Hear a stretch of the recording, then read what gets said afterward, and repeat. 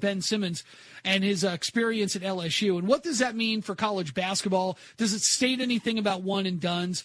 I already expressed my thoughts on LSU not being a strong place for a one and doner.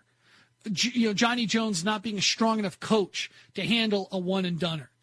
And those were really evident, by the way, that just ended up being a disaster. Now, people will say, well, this hurts college basketball. All right, tell me how this hurts college basketball. I think it's nonsense when people are looking at Ben Simmons. I heard this argument that if Ben Simmons couldn't get LSU to the NCAA tournament, how's he going to do in the NBA? Look, Ben Simmons is going to be highly drafted, if not be the number one overall pick. And whether or not he got LSU to an NCAA tournament is going to be irrelevant. They're going to judge him on skill, and they're going to judge him on potential. This is the other thing that people forget, too, in the NBA. When you draft a one-and-doner, yeah, you're a bad team, you're a lottery team, but you're looking at the long term, too. You're not hoping that an 18, 19-year-old kid comes into the NBA and lights it up and leads you to the playoffs. You're looking long term.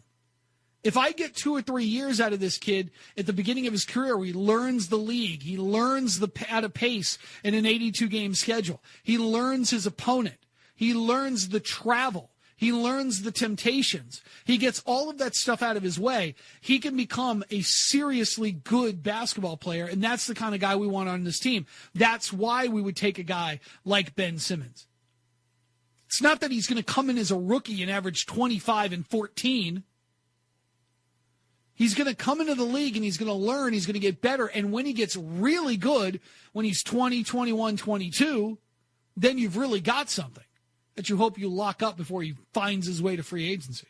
You know what? When I talk about, or when I hear people talk about the one and dones and how it's ruining college basketball and everything, I personally think the way it is now is probably the best way for the NBA and college basketball. College basketball, we get to see these kids play.